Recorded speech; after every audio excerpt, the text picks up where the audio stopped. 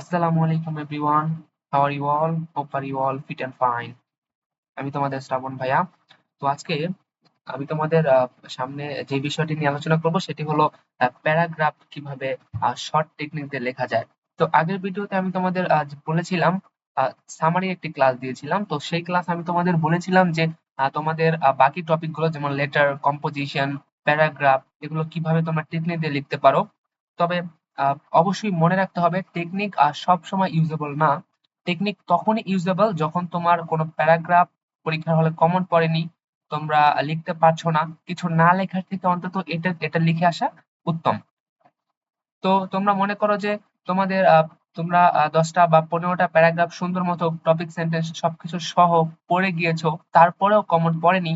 তো সেই রকম তোমরা দুটি প্যারাগ্রাফ শিখে যেতে পারো। একটি হলো ব্যাড সাইড প্যারাগ্রাফ, একটি হলো গুড সাইড প্যারাগ্রাফ। অর্থাৎ গুড সাইডের যে কোনো প্যারাগ্রাফ আসলে তোমরা ওই ফরম্যাটটি দিয়ে যেন লিখে আসতে পারো, এবং ব্যাড সাইডের যে কোনো প্যারাগ্রাফ, যেমন আজকে আমি তোমাদের যেটি দেখাবো সেটি হলো ব্যাড সাইডের প্যারাগ্রাফের ফরম্যাট। যেখানে লেখা আছে ব্যাড সাইড প্যারাগ্রাফ, এখানে অনেক প্যারাগ্রাফ, এখানে আমি 30টা স্যাম্পল দিয়েছি তোমাদের। তোমরা 30টাই নয়, তোমরা এরকম যত ব্যাড সাইড প্যারাগ্রাফ আছে সবগুলো তোমরা লিখতে পারবে। এখানে লোডশেডিং আছে, traffic jam, air pollution, environment pollution, water pollution, মানে সব ধরনের ব্যাড সাইড প্যারাগ্রাফ এখানে উল্লেখ করা আছে। এখানে প্রচুর প্যারাগ্রাফ আছে, তোমরা এই সব প্যারাগ্রাফ তোমাদের এখানে কয়েকটা আছে প্রতি বছরই আসে, যেমন food adulteration, dowry system, dengue, তারপরে কারাপশন, অনেক কিছু। এবছর লোডশেডিংটা খুবই ইম্পর্টেন্ট, যেহেতু কারেন্টের খুবই সমস্যা করছে।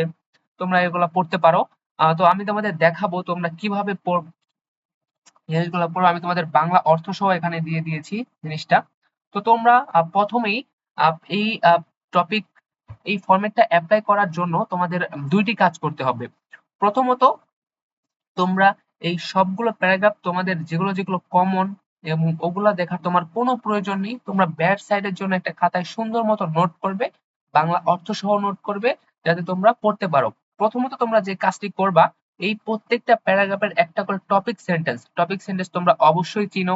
টপিক সেন্টেন্স বলতে বোঝায় যে এই যে যেমন তোমাদের ফুড অ্যাডাল্টারেশন, এই ফুড অ্যাডাল্টারেশন দিয়ে কি বোঝায়, এটা হলো আমাদের প্যারাগ্রাফের শুরুতে লিখতে হয়, তাই না?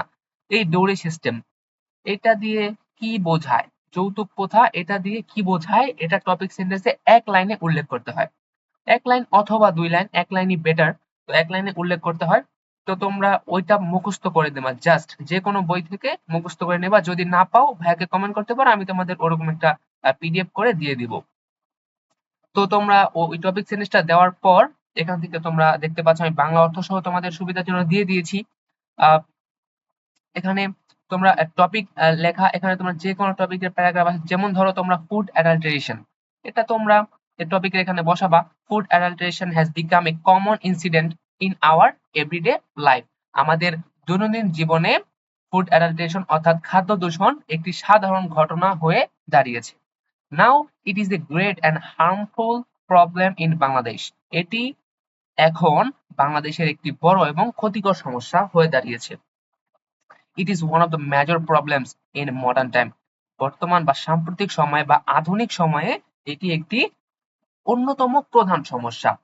এখানে আমি তোমাদের সুন্দর মতো দিয়ে দিয়েছি লাইনগুলো, বাংলা অর্থ সহ দিয়ে দিয়েছি। তোমরা একটু সুন্দর মতো পড়লে আহ তোমরা ইউজেবল সবগুলো প্যারাগ্রাফই ইউজ করতে পারবে, এরকম বাক্যগুলি আমি এখানে ইউজ করেছি। তো তারপরেও ধরো তোমরা একটা প্যারাগ্রাফ তোমাদের কমন পড়েছে, মোটামুটি তোমরা পারো, সেটাই তোমরা ধরো ব্যাড সাইড কোনো প্যারাগ্রাফ আসলো, তোমরা লিখবা তো অবশ্যই। তবে তোমরা যদি চাও তাহলে এখান থেকে কয়েকটা লাইন গুরুত্বপূর্ণ, তোমরা 4-5টা লাইন ওই প্যারাগ্রাফে ইউজ করতে পারো, যাতে প্যারাগ্রাফটা একটু বড় হয়। তো তোমাদের আমি এই টেকনিকটা দিলাম, আমি পিডিএফ তোমাদের কমেন্ট বক্সে দিয়ে দিব। তোমরা আমার ফেসবুক পেজেও পেয়ে যাবা এই পিডিএফ সহ। আমাদের সব টেকনিক ভিডিও, টেকনিক টেকনিকের পিডিএফ গুলো আমাদের ফেসবুক পেজে দেওয়া হয়, এই একই নামে শ্রাবণস ইংলিশ জোন ফেসবুক পেজে পেয়ে যাবা। পাশাপাশি আমার হোয়াটসঅ্যাপ নাম্বার দেওয়া আছে, তোমরা ওখানে মেসেজ করলেও পেয়ে যাবা।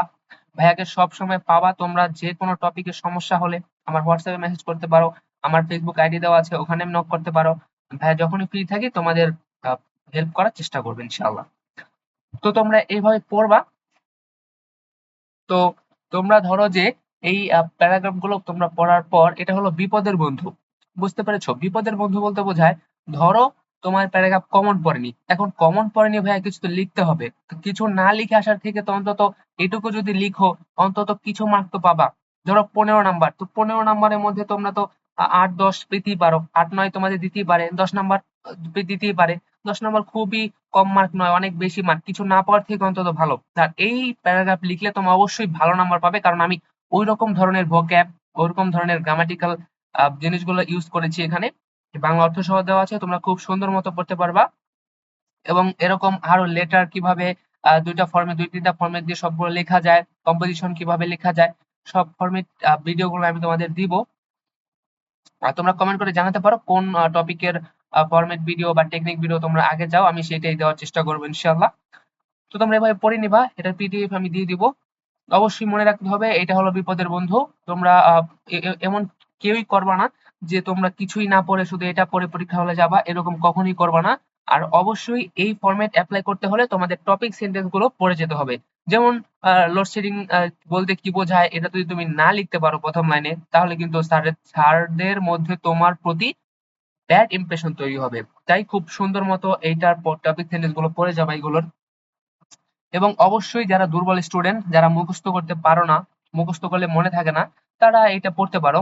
আশা করি তোমাদের জন্য হেল্পফুল হবে। তো এটাই ছিল আজকে এ পর্যন্তই। পরবর্তী ভিডিওগুলোতে আমি তোমাদের জন্য নেক্সট টপিক গুলো নিয়ে আসবো। আর সে পর্যন্ত তোমরা ভালো থেকো, ভাইয়ের জন্য দোয়া করো, এবং যে কোনো সমস্যা ভাইকে মেসেজ করতে পারো। তো আল্লাহ হাফেজ, আসসালামু আলাইকুম।